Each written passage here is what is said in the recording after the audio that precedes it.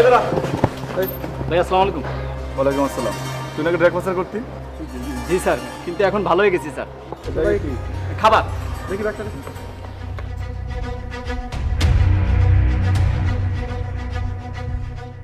খাবারই তো। ঠিক আছে,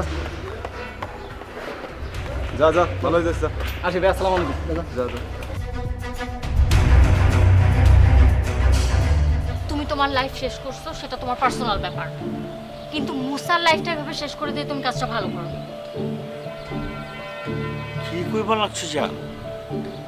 আমি তো তোমার কথায় টাস্কি খাইয়ে যেতেছি গা। মোছারে আমি কেমতে আনলাম এই লাইনে? মোছার জীবন আমি কেমতে নষ্ট করলাম? ও তো নিজেই যা করার করতেছে। ও একটা সহজ সরল ছেলে, ওকে তুমি ফাঁদে ফেলে এই লাইনে এনেছো। ওর যদি বাঁচার অন্য কোনো পথ থাকতো তাহলে তো আর ও এখানে আসতো না। দেখো যান, আউল ফাউল কথা কইয়া মেজাজ বিগড়াইয়া দিও না। শোনো, এই লাইনে যে আইবার না চায় ওরা জোর করে আনন যায় না।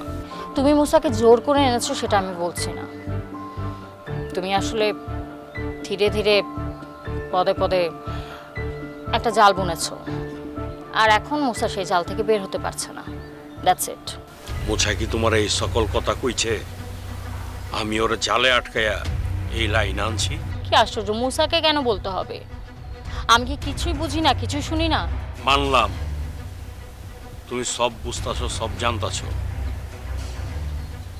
মোছারা আমি চিকনে এই লাইন আনছি। যদি আমি আইনেও থাকি এতে তোমার সমস্যা কি? আমার সমস্যা কি? সমস্যা হলো মুসা একটা ভদ্র ফ্যামিলির শিক্ষিত ছেলে, একটা ভালো ছেলে। ওর মতো একটা ছেলে যদি এভাবে নষ্ট হয়ে যায়, তাও আবার তোমার কারণে, তাহলে কি আমার সমস্যা হতে পারে না? তোমার তো খারাপ লাগানোর কথা না, মাগার তোমার খারাপ লাগতেছে কেন? মুছা আমার লগে জয়েন দিচ্ছে, তোমার তো খুশি হওয়ার কথা। মুছারা পাইলে আমার শক্তি বাইরে যায়, ও বিপদ আপদে ঝাঁপাইয়া পড়ে। ওই যে কোনো কামে লাগে আম্মু, মানে উপকারে লাগে। নিজের উপকারের জন্য তুমি কারো জীবন এভাবে রিস্ক আনতে পারো না। আচ্ছা, তুমি কোনো বিপদে পড়লে সে তোমাকে উদ্ধার করেছে, কিন্তু আজকে এখন যদি মুসা কোনো বিপদে পড়ে, তুমি কি পারবে তাকে উদ্ধার করতে? তার ফ্যামিলিকে নিরাপত্তা দিতে তুমি পারবে? পারবে না। এই লাইনে কেউ কাউরে নিরাপত্তা দেওয়া পারে না। মুছা আমার বিপদে ঝাঁপায়া পড়ছে, আমি ওর বিপদে ঝাঁপায়া পড়ি। তোমার আমি কইছি না, মুছা আমার কলজা লাগে, কলজা জান লাগে। ওর দিক যদি কেউ চায়, আমি ওর চোখ তুইলা ফেলাম। বুঝা পারছো? মুছারা নিয়ে তোমার তো বাবন লাগবো না, তুমি তোমার নিজের নিয়ে পাবো। আমি আর আমাকে নিয়ে কি ভাবো? তুমি যেভাবে যে পথে আগাচ্ছ, তাতে দেখা যাবে একদিন তোমার শত্রুরা আমাকে মেরে ফেলেছে। আমি আমাকে নিয়ে ভাবা ছেড়েই দিয়েছি।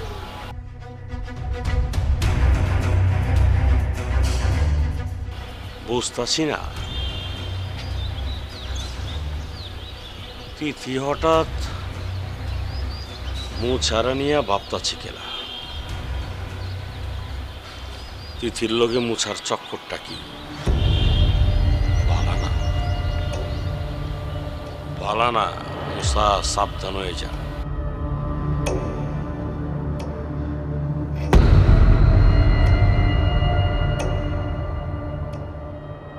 সিনহা ওই রোগের লোক না? ড্রাগ সাপ্লাই দেয়। চল বান্দির বাচ্চারে ধরি। চল চল করে দূরে নিয়ে এই দাঁড়া। চল। এই কিরে, তোরা পথ আটকালি কা? পথ আটকাইছি কি লেগা বুঝোস নাই? তোরাই তো খুঁজতাছি। একদম মাইরে ফেলবো, চল। মানদার পো চল। লাভ লাভ লাভ লাভ। ওই আর ব্যাগ ল। হাট চল। আরে বেটা হাত।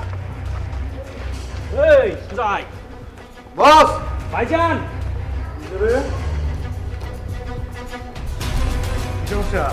বস এই বান্দির পোলারে দেখে মনে হইতাছে না আলা বলা, আসলে ওই আলা বলা না, সবই বোঝে। ওই রোগের লোক ভাইজান, ড্রাগ সাপ্লাই দেয়। ওরে ফেলাই দেওয়ার জন্য ধরে নিয়ে আসলাম। এ তোর নাম কি? কবির। কি করস এগুলা? হ্যাঁ, দরকার রিক্সা চালাবি, কষ্ট করবি, সিএনজি চালাবি, মাথার গাম পায়ে ফিলা টাকা কামাবি। টাকা কামানো যেমন কষ্ট, আমার টাকা কামানো অনেক সহজ যদি সৎ থাকিস। এই যে কি বেচতেছস না, তো বাচ্চাদেরকে তুই নষ্ট করে দিতেছিস, এলাকার পোলা পাইন তো সব নষ্ট হয়ে যাবে। আর দিন শেষে ওই উপরওয়ালার কাছে জবাব দেওয়া লাগে।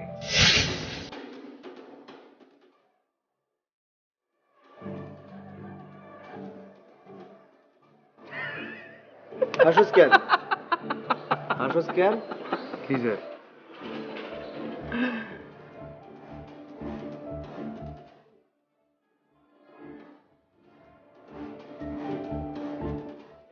রঘু ভাইয়ের লোক না? ভূতের মুখে রাম না, যার মা কিনা করে চুরি, বাই করে সন্তরাশি, আর সে কিনা একদম জানে মাইরা ফেলাম, চিনস আমারে? বেয়াদবি করস আমার লাগে?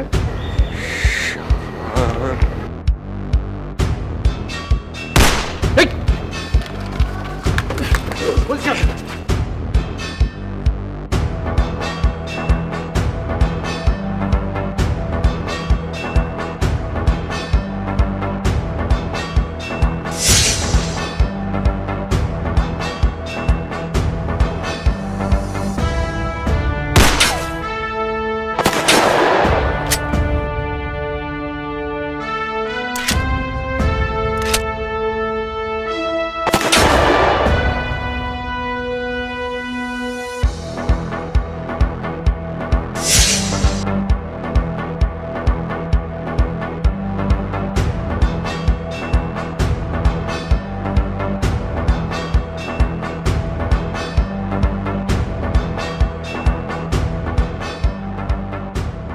ভাই আইতাছে। বস, কবিরের কবিতাটা লেখাই দেন।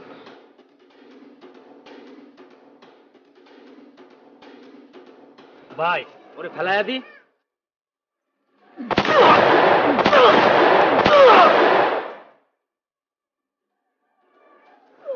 শোন বস, কথা খরচ করার আগে গুলি খরচ করবি, জি ভাই। নাহলে টিকতে পারবি না। হাই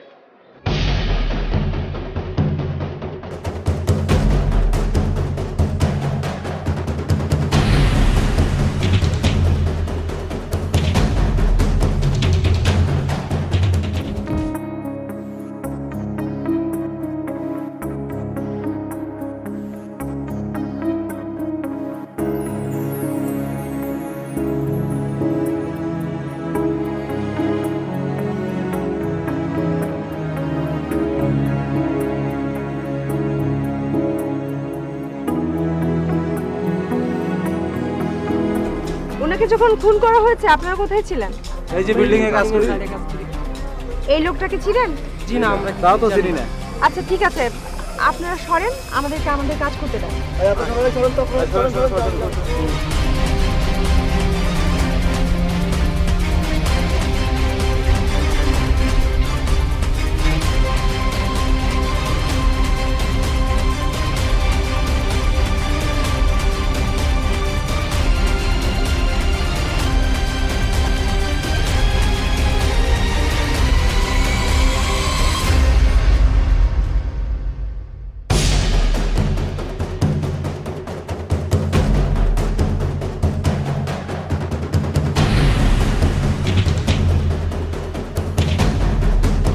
পোস্টমর্টমে নিতে হবে, ব্যবস্থা করো।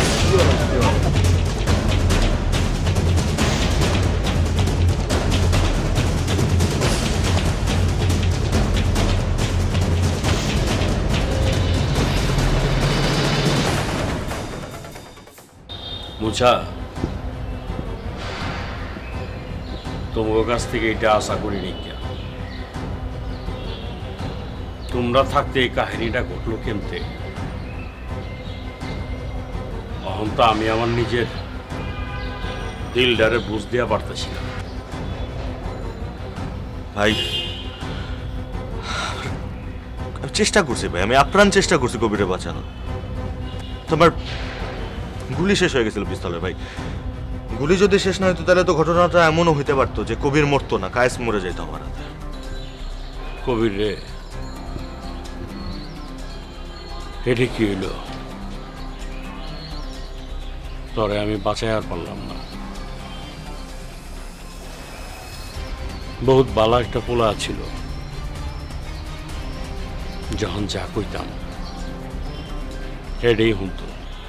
ভাই ওনার মন খারাপ করে কি করবে? আচ্ছা ভাই, আমাদের কি লাশ আনতে যোগাযোগ করতে হবে না থানায়? তোমার মাথা খারাপ হয়েছে নাকি মুছা? মাল ডেলিভারি দিবার গিয়ে খুন হয়েছে কবি। অন পুলিশের কাছে যদি লাশ আনবার আমরা যাই, তাহলে পুলিশের কাছে কট খামু না? তাহলে লাশের কি হবে? লাশের কোনো সমস্যা নাই কে। কবিরের পরিবার থানায় যাইব, পুলিশের কাছ থেকে লাশ নিয়ে আইব,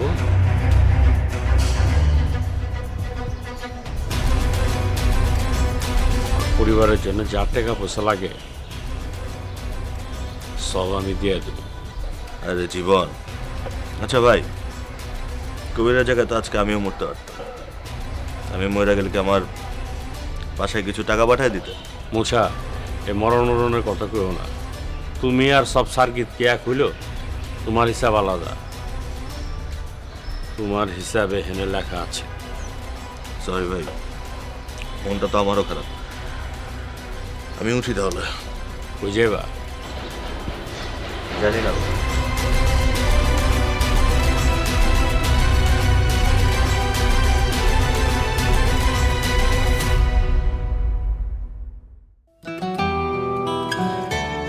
হাই, হ্যালো, কি অবস্থা আপনার? আমি ভালো আছি, আপনি কেমন আছেন? এই তো আছি, ভালো আছি।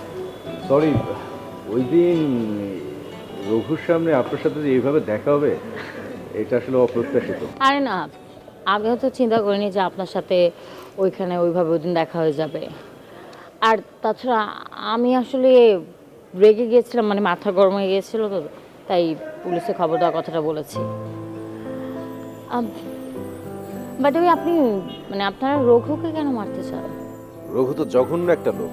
কি করছে জানেন?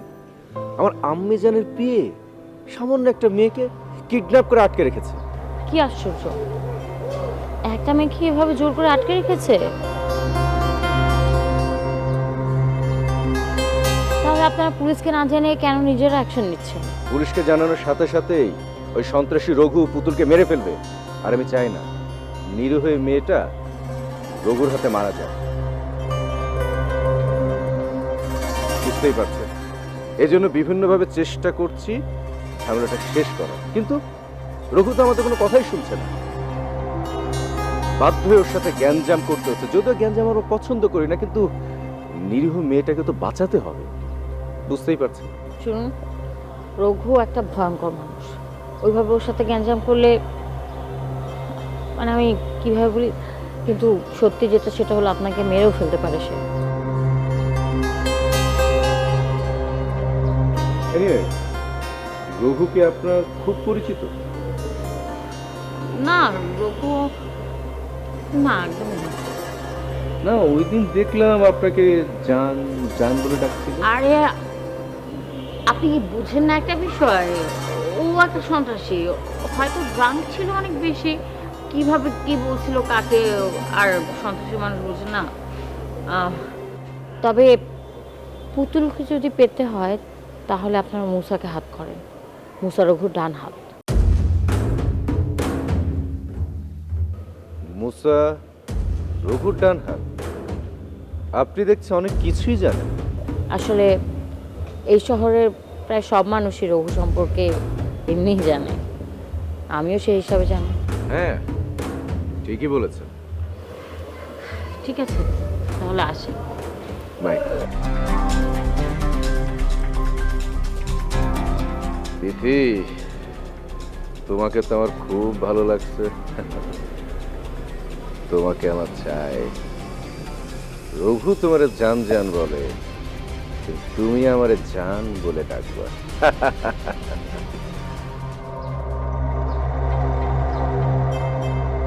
ছেলেটাকে খুন করতে গেলে কেন মাথা ঠান্ডা রাখতে শিখো। আমি জানি ও রঘুর খাচ্ছিল, সে ড্রাগ ওখানে পাচার করছিল, আর তার উপর আমার সঙ্গে চরম বেয়াদবি করেছে। বেয়াদবি করলো, আর তাই তুমি গুলি করে দিলে। শিখতে হবে বেটা, এই লাইনে বেয়াদবি বেয়াদব এসবের অভাব হবে না, তাই বলে সবাইকে খুন করলে তো চলবে না। 2-4টা চড় থাপড় মারবে, ভয়ে পালাবে, তোমার চোখের সামনে আর আসবে না। আমরা এভাবেই কাজ করি। আমি জানো এমনভাবে বেয়াদবি করছিল না, তারপরে আপনাকে নিয়েও বাজে শব্দ ব্যবহার করেছিল। একটা সময় তো আমার ভয়ের রক্ত মাথায় উঠে গেছিল, তখনই আমি বেটাকে একদম দিয়েছি সোজা করে। কিন্তু আমি জান,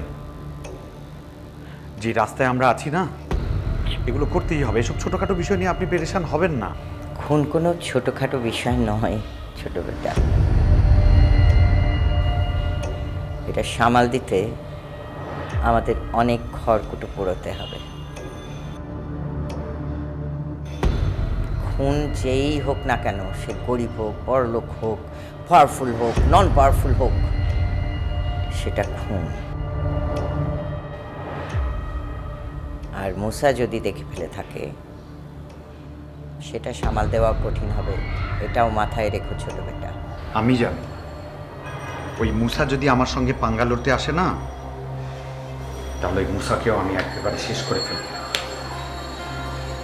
মুসা? তোমার মাথায় মুসা ঘুরছে। ছোট বেটা, তোমার একটা কথা মনে রাখতে হবে, তুমি কিন্তু এখনো এই লাইনে পরিপক্ক নও। শিখতে হবে মাথা গরম করে যাকে তাকে যখন তখন খুন করবে, সেটা এই লাইনে চলবে না। খুনের ব্যাপারে আইন কিন্তু খুবই শক্ত, সে আমরা যত পাওয়ারফুলি হই না কেন। এরকম একটা ঘটনা ঘটাবে, তারপর এই জঞ্জাল সরাতে আমাকে কি ঝক্কি ঝামেলায় পোহাতে হবে, সেটা বুঝতে পারছো?